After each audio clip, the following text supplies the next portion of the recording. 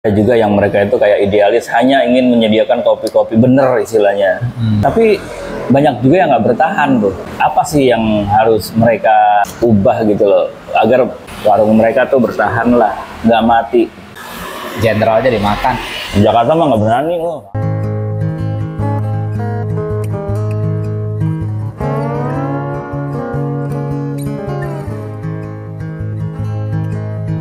Kita tuh udah jalan-jalan dari tempat kita nginep ya, nyari warung kopi. Alhamdulillah kita ketemu nih warung kopi namanya Grande Cake and Coffee gitu. Dan ini dari tahun 2016 ya. Cake and Coffee. 2016 ya. Dan dia di sini menyediakan kopi Papua terutama ya. Ini tadi apa? Bepiri ya? Bepiri. Bepiri itu jenis kopi di sini juga. Daerah Bepiri Dari Wamena. Gunung Bintang. Daerah Wamena apa ya? Wamena. Gue seneng banget nih, karena gue kan penyuka yang asamnya kuat ya. Enak. Gitu. Kalau lo kopi apa tadi? Ini Pinca. Hah? Arabica Pinca. Pinca itu dari mancanegara deh kayaknya. Enak juga. Enak. Selain kopi, di sini kita ada yang namanya singkong. Singkong. Singkong. Di sini makan singkongnya itu dengan Sambal. sambal. Ya. La Finca Coffee. Honduras. Ini dari Honduras. Oh, dari Honduras. Kalau singkong tuh kan di daerah-daerah nyebutnya beda-beda ya. Kalau di Sunda apa? Sampe. Sampe. Sampe. Kalau di ND, kalau nggak salah Uwi deh. Uwi. Kalau di daerah lo tuh apa singkong sebutnya? Yang keren di Temanggung. Di Temanggung apa? Jenderal. Ah, jenderal. Enggak, jendal. Jendal. Jadi sering diplesetkan jadi jenderal. Oh, jendal. Jadi hanya di Temanggung orang makan jenderal. Jenderal aja dimakan. Di Jakarta mah nggak berani loh. Dan ternyata kopi Papua pun beragam ya. Beragam. Cuma di sini kayak nggak main Robusta specialty ya. Belum Robusta. Yaitu kalau yang di hopper kayaknya ada Robustanya ya buat espresso. Yang di mana? Yang di grindernya. Oh, Kayaknya ada Robustanya. yang di bawah. Oh, ada ya.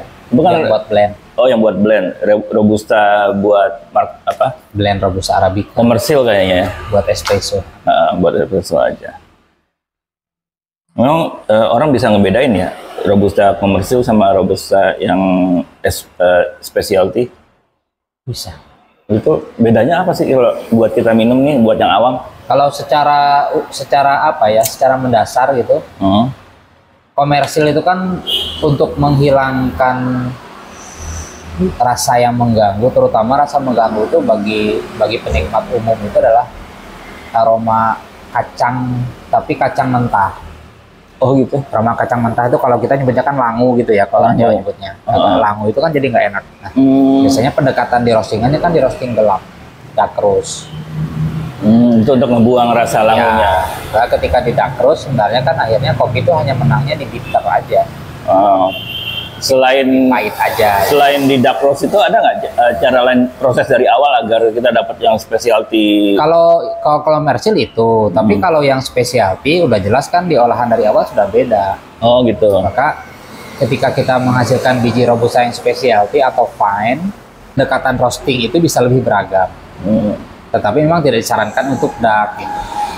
Karena di roasting tidak dark aja sudah enak. Ya. Kayak kita di pelanggan kita yang specialty robustanya Rumah Kopi Temanggung itu di Bandung itu bahkan dia beli green bean itu di roastingnya light to medium. Oh, light to medium. Padahal biasanya kan light to medium itu buat Arabica. Iya.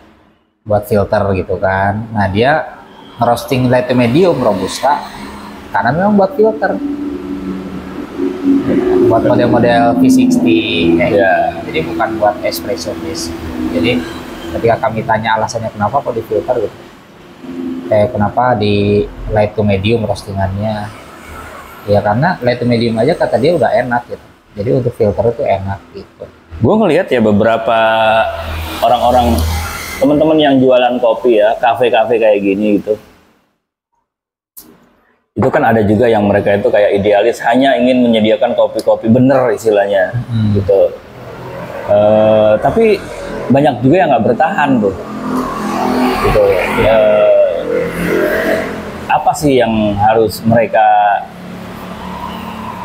ubah gitu loh agar bisnis mereka sustain gitu loh, warung mereka tuh bertahan lah, nggak mati 6 bulan mati gitu kan, karena nggak ada yang order gitu. Ordernya ya tetap aja kopi susu gitu. Ya kalau dilihat tren sih sebenarnya kita tuh sering ya bolak-balik ngomong gitu ke teman-teman yang mau ngerintis usaha coffee shop gitu.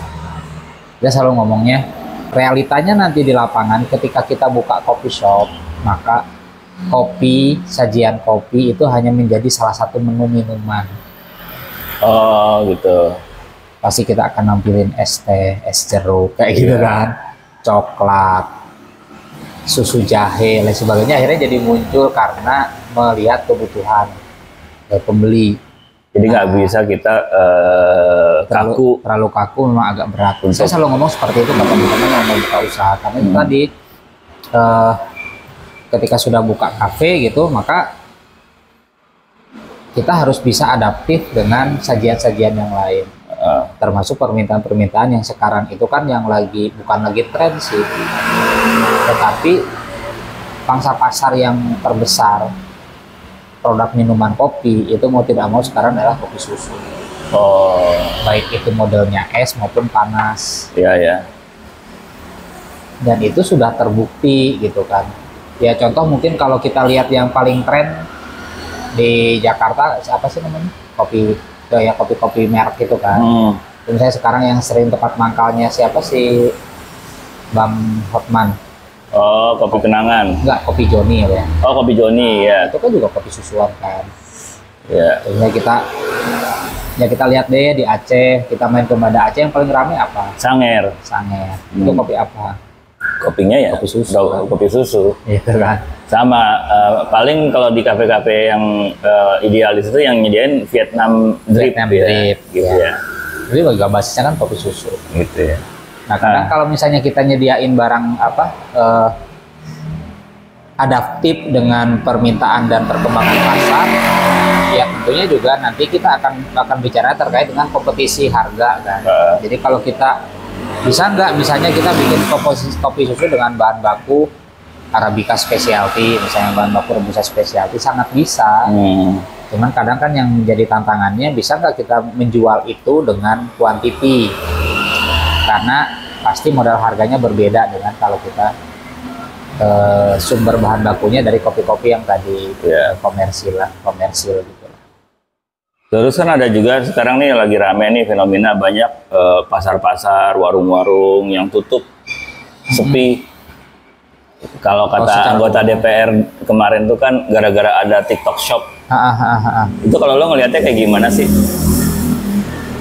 Ya kita ngelihatnya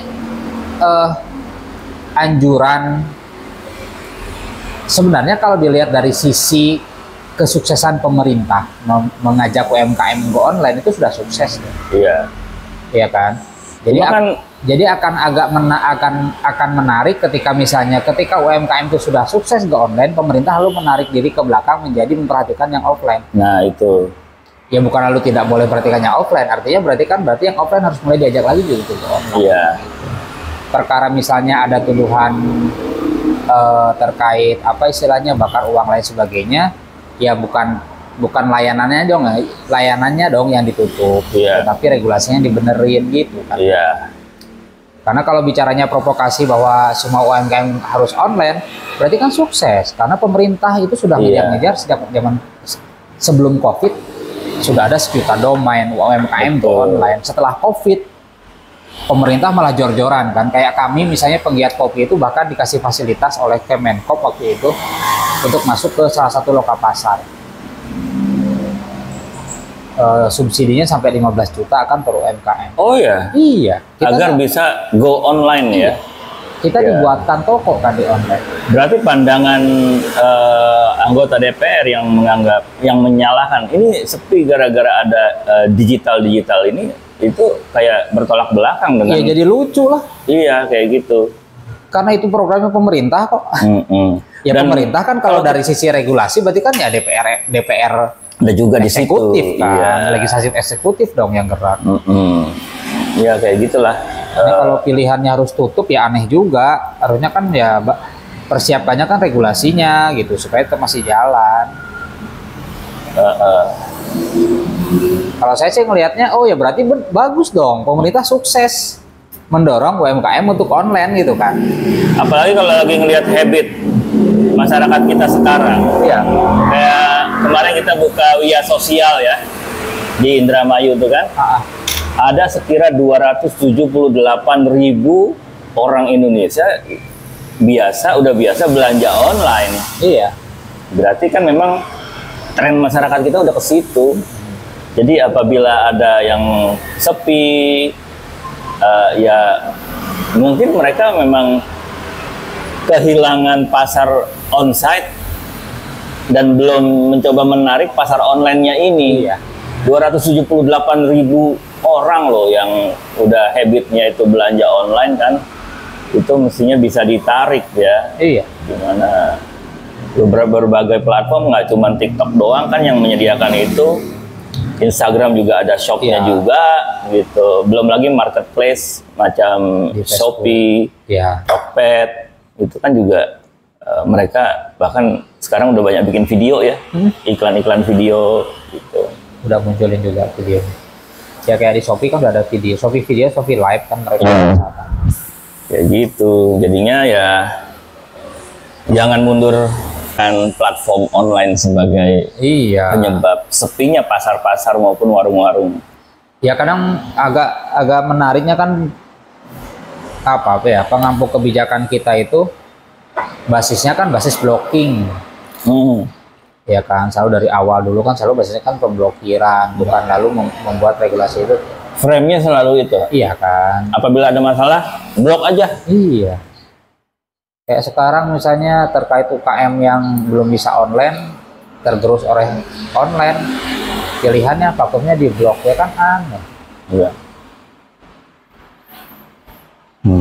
Tapi ini juga termasuk lumayan lah ya, kafe ini bertahan dari 2016. Bagus banget berarti.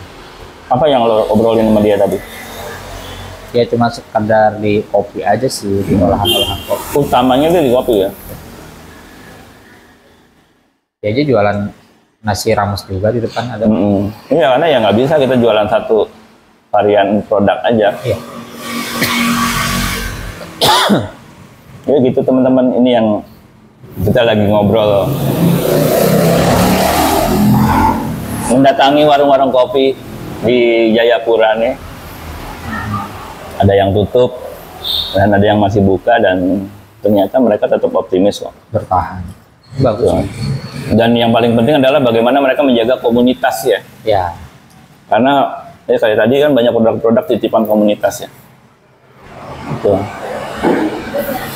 Kekuatan UMKM ya di situ sih, di relasi komunitasnya ya. Iya. Jadi jangan takut online. Iya. Harus bejo. Berani jualan online. Berani jualan online.